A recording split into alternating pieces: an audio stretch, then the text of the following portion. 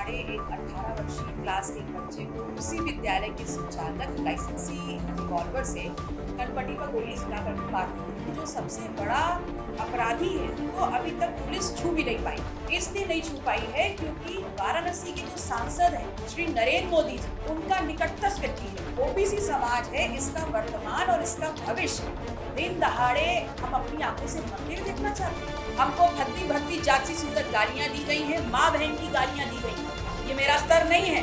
हिंदू धर्म के जो सबसे बड़े गुरु हैं, जो शंकराचार्य हैं, वो ये भी कह रहे हैं कि अगर भारतीय जनता पार्टी की सरकार पाकिस्तान के खिलाफ वास्तविक युद्ध का ऐलान नहीं करती है तो इस बात को भी मान लेना चाहिए कि भारतीय जनता पार्टी के लोग भी इस पूरे घटनाक्रम में शामिल हैं।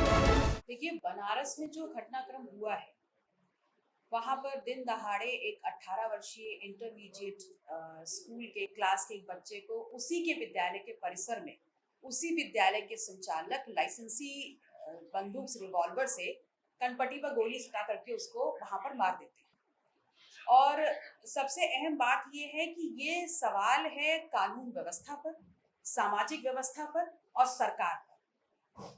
22 तारीख की घटना है और आज हम 28 अप्रैल में बैठे हुए हैं। 6 से 7 दिन का वक्त हो गया है और जो इस पूरे प्रकरण में दिन दहाड़े विद्यालय परिसर में हुई एक बच्चे की जो हत्या होती है, उसमें जो सबसे बड़ा अपराधी है, जिसके कैंपस में कांड हुआ है, उसको अभी तक पुलिस छू भी नहीं पाई। इसलिए नहीं छू पाई है क्योंकि जो वाराणसी के जो सांसद है श्री नरेंद्र मोदी जी, उनका निकटतम व्यक्ति है। उसका इतना रसूख है कि पुलिस बैकफुट पे। तो ऐसे में ये सवाल जितना सरकार के लिए है, जितना कानून व्यवस्था के लिए, उतना समाज से के लिए भी है कि क्या ये जो ओबीसी समाज है, इसका वर्तमान और इसका भविष्य दिन दहाड़े हम अपनी आंखों से मरते हुए देखना चाहते हैं। जिस स्कूल में हम अपने बच्चे को पढ़ने के लिए भेजते हैं, वो घर की सीमा के बाहर का हमारा दूसरा घर होता है। अभिभावक निश्चिंत होते हैं तो सवाल ये उठता है कि उस कैंपस के अंदर एक शस्त्र आया कैसे, किसने परमिट किया, क्या वो लाइसेंसी शस्त्र था, और अगर था तो क्या उसको जब्त कर लिया गया है, किसके नाम पर है। ये तमाम सवाल है जिसके नाम पर चर्चा होनी चाहिए और जिसपे सवालिया निशान खड़े करते हुए, विवेचना करते हुए जो इसमें मुख्य जो आरोपी है और जो इस पूरे घटनाक्रम के जो सूत्रधार हैं, उन सभी को अब तक जेल में होना चाहिए था। जो सरेआम खुले घूम रहे हैं, वो विद्यालय जहां पर ये घटनाक्रम हुआ है, क्या अब वो किसी भी दृष्टि से शिक्षा का मंदिर कहलाने लायक है? अगर ये कहीं और घटित होता और अगर सांसद का निकटस्थ होने की वजह से संरक्षण प्राप्त नहीं होता तो अब तक वो बिल्डिंग धराशायी कर दी गई होती। लेकिन वो खुला घूम रहा है, उस पर कोई कार्रवाई नहीं हुई है। ये सवाल है।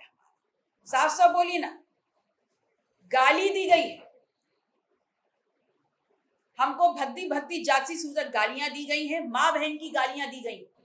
मैंने दिन रात की मेहनत करने के बाद ये डिग्री डॉक्टरेट की हासिल की है और जब समाज के लिए न्याय मांगने के लिए हम उतरते हैं वहां पर, तो तपती धूप में एक जनप्रतिनिधि को 3 घंटा खड़ा रखा जाता है और उसके बाद वहां पर जब हमने जवाब मांगा है तो हमको जाति सूचक गालियां दी गई, माँ बहन की गालियां दी गई।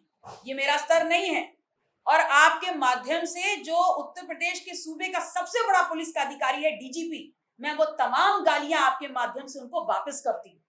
और इसलिए वापस कर रही हूँ क्योंकि दिन दहाड़े एक ओबीसी समाज के लड़के को मार दिया जाता है और उसका गुनहगार अभी भी खुला घूम रहा है।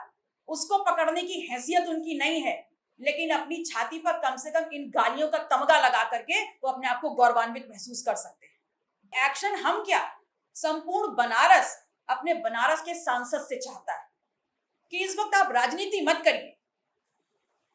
इस वक्त महत्वपूर्ण बिंदु यह है कि वो व्यक्ति जो है जिसको संरक्षण आप दे रहे हैं, उसको सबसे पहले जेल के अंदर होना चाहिए। तमाम बिंदुओं पर कार्रवाई होनी चाहिए।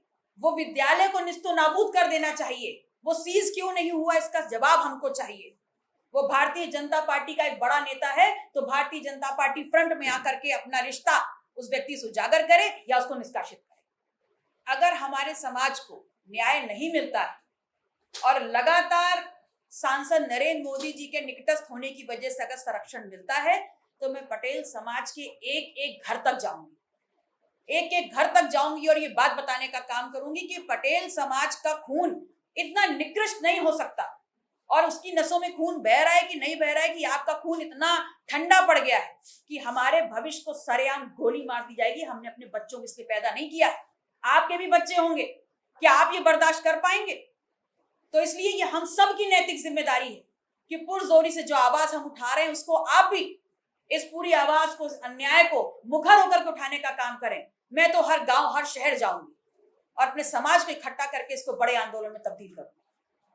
ये जो प्रधानमंत्री है, ये प्रधानमंत्री बनारस का सांसद, वहां के लोगों ने वोट देकर के जनप्रतिनिधि बनाया और तब वो इस देश के प्रधानमंत्री बने और वो बड़ी छाती ठोक कर कहते हैं कि क्राइम के खिलाफ हमारा जीरो टॉलरेंस की नीति है। तो अगर जीरो टॉलरेंस की नीति है तो आपके ही क्षेत्र में, उस सांसद के ही क्षेत्र में उनका ही निकटस्थ व्यक्ति जो है वो खुलेआम क्यों घूम रहा है? अब तक कार्रवाई क्यों नहीं हुई है? यही तो सवाल है। और ये सिर्फ कानून व्यवस्था का सवाल नहीं है, सामाजिक व्यवस्था का भी सवाल है। ये सरकार के लिए सवाल नहीं है बल्कि ये स्वयं हम सब के लिए भी सवाल है कि हम क्या अपने बच्चे दिन दहाड़े, ये पिछड़ा समाज बच्चे अपनी लिस्टें पैदा कर रहा है कि हमारे भविष्य को दिन दहाड़े मार दिया जाए और हम चुपचाप बैठे रहें? वो हर समाज के लिए नहीं है, हर वर्ग के लिए नहीं है। जो उनके निकटस्थ हैं, जिनको वो सत्ता संरक्षण दे रहे हैं, उनके किसी भी अपराध को बड़ी सफाई से छुपा ले जाते हैं।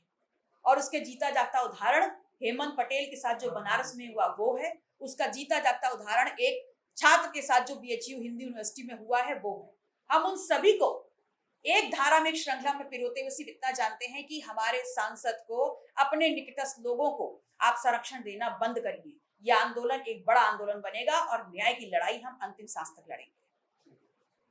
ये तो सबको सोचने वाली बात है कि रामजीलाल सुमन जी के साथ क्या हुआ। जब उनका राज्यसभा सांसद बनने का चुनाव था तो आप सबने देखा कि हमने उनको वोट किया और उस वक्त हमको गद्दार भी कहा गया और हमको शंकित भी किया गया। उसके बाद उनको सरेआम चुनौती दी जाती है, उनको धमकियां दी जाती हैं। उस वक्त भी इसी राजधानी की सड़कों पर हमने उनके साथ खड़े होकर के उनके लिए, उनके पक्ष में बड़ा विरोध प्रदर्शन किया था। हाँ, और उसके बाद सुमन साहब ने हमको फोन भी किया, उन्होंने धन्यवाद भी कहा और ये भी कहा कि कम से कम आप तो हमारे साथ हैं।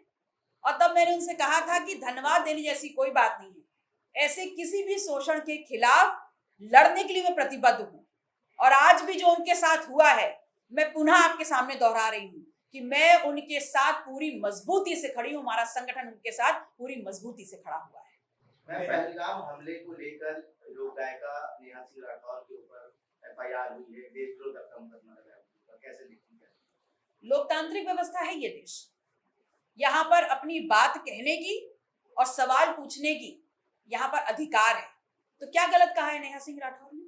पहलगाम में जो घटना हुई है वो राजनीति से परे है, बहुत ही दुखद है, हृदय विदारक है।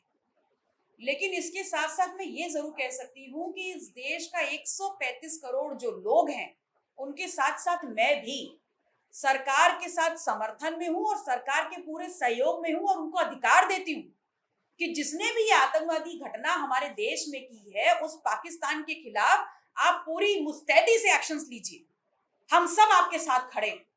लेकिन भारतीय जनता पार्टी जो हिंदू धर्म और हिंदुत्व की बात कर रही है, वो इस बात को भी समझ ले कि हिंदू धर्म के जो सबसे बड़े गुरु हैं, जो शंकराचार्य हैं, वो ये भी कह रहे हैं कि अगर भारतीय जनता पार्टी की सरकार पाकिस्तान के खिलाफ वास्तविक युद्ध का ऐलान नहीं करती है तो इस बात को भी मान लेना चाहिए कि भारतीय जनता पार्टी के लोग भी इस पूरे घटनाक्रम में शामिल हैं।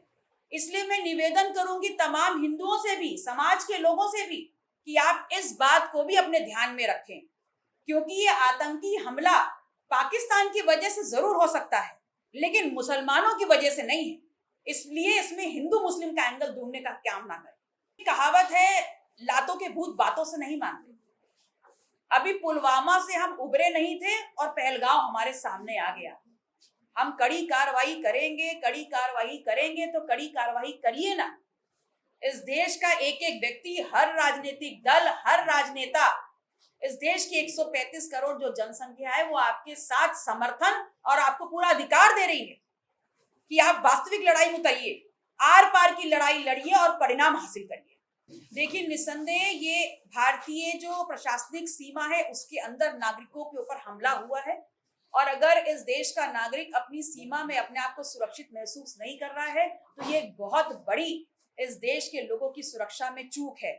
मुझे याद है जब 26/11 का अटैक हुआ था, उस वक्त तत्कालीन गृह मंत्री शिवराज पाटिल जी ने नैतिक जिम्मेदारी लेते हुए अपने पद से इस्तीफा दिया, लेकिन अभी तक हमारे देश का गृह मंत्री जनता के सामने किसी संबोधन के लिए नहीं आया है।